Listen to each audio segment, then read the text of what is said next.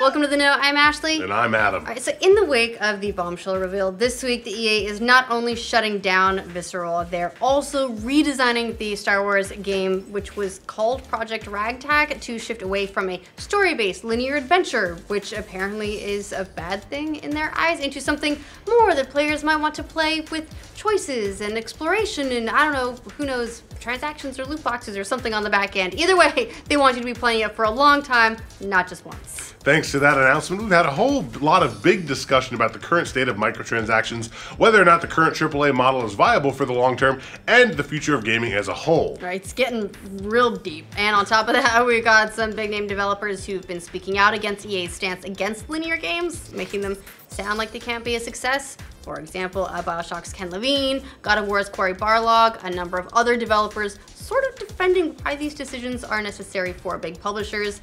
There's a lot of conversation taking place. But screw all the talking heads, because there totally aren't a whole bunch of games from the last year or so that definitively prove story-driven and linear games always fail. No matter what, end of story. End of linear story. Wait, no, that's not right. Oh, we actually got a lot of games showing the opposite is true, and wouldn't you know it? But gamers have been treated to a shitload of awesome, story-driven, linear single-player titles that were both commercially and critically successful.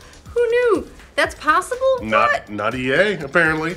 But just before we get to that, just a quick bit of background on what got all this started, in case you missed the whole kerfuffle. I love the word kerfuffle. It's a good word. It's a good word. Earlier this week, EA released a statement announcing that their longtime subsidiary Visceral Studios is closing down. Their Star Wars game is being shuffled over to EA Vancouver, and just about the whole game is being redesigned. Well, they're using some assets, though. So maybe some models, get some textures in there, rebuild the entire thing from the ground up otherwise. Essentially, the reason they gave, when reading between the lines at least, although they're kind of clear about it, is that industry trends are shifting. Not as many players are going to play a linear story-driven game, and they're right on cue. Lots of angry gamers. But we've had lots of games showing the exact opposite within the last year or so. Right, not just years ago, not last generation, this year, now. Persona 5, for instance. That's right! Yep, launched earlier this year to the tune of 2 million copies sold in the first 4 months. And that experience is about as linear as they come. A little less linear, but still not trying to be your everything, was a Nier Automata, another story-driven JRPG that moved at least 2 million copies this year, last we heard an official number. I mean, if we want to be fair, EA is probably looking for something that sold a little bit better than 2 million copies, especially with the Star Wars license. Come on, they probably paid a lot of money for it. They want to print money with it. The game that Project Ragtag was rumored to share a lot of similarities with was Uncharted 4, mostly because of producer Amy Hennig, who previously worked on the Uncharted series and that extremely linear game. Well, that one managed to sell almost 9 million copies last year alone, which is more in the territory EA is probably hoping for. And so far, early reports are that the DLC that turned into kind of spin-off as standalone Lost Legacy is similarly off to a very promising sales start. Last year also brought us Doom, which did have multiplayer, but its main draw was the single-player experience, which is estimated to have sold around 4 million copies in 2016 as well. Wait till that shit hits the Switch. Maybe last year is already ancient history for EA, so how about another game that came out this year, you know? Like Crash Bandicoot Insane Trilogy, which basically set a record for the most consecutive weeks at the #1 spot and sold 2.5 million copies on PS4 alone. Wouldn't necessarily call it story-driven at all, but it's certainly linear. Yep, there have also been a rash of successes in the indie scene in 2017 as well, with Divinity Original Sin 2. So good. If you haven't played it, you should give it a try. Cuphead. These are all so good. Golf Story. So good. All finding similar success, all finding smashing success in their launches this year. Smashing. And none of that is, of course, mentioning something like Super Mario Odyssey. That will easily be one of the biggest sellers of 2017 when all is said and done, and particularly when more Switches end up on store shelves, which they are starting to do now. Plus, we've also got a number of titles that sort of don't make the cut because they do have more open world exploration to them, but Horizon Zero Dawn, Breath of the Wild, Witcher 3, they're all recent story-focused single-player games that ended up making tons of money for their respective publishers. If you want to go further back, The Last of Us is an older linear story-based game which still sells well to this date, moving 9 million copies in total, with a big chunk of those being the PS4 re-release. And that also kind of proves, because Last of Us was a new IP, that you can do it with a new IP, and they have Star Wars to work with, so it can obviously be done. Now, obviously, Understandably, some of the games we mentioned are varying budgets, scales, team members. There are a lot of variables there, but it's kind of part of the point. If other AAA studios can figure out how to be successful with this model, I guess I just have trouble understanding how EA thought that this pointed to a clear failure, especially with property as huge as Star Wars. However, despite all our cheekiness about this, We are being a little cheeky. there are, of course, a lot of story-driven titles that don't do as well. Hence, EA's apparent fear about publishing Project Ragtag as it was initially designed. Yes, we have unfortunately seen a few linear or story-driven games in recent years that don't do as well commercially. Prey 2 was one. Resident Evil 7 sold pretty well, but not what they were hoping. Dishonored 2, Mirror's Edge Catalyst, their rebooted Tomb Raider, Titanfall 2. They all sold millions, but they aren't technically successful by AAA standards. There's that funny story about Tomb Raider when it rebooted. It sold like 4 million units in its first couple of months, and that was considered to be a failure by Square Enix because they wanted at least 6 in that period of time. That's insane.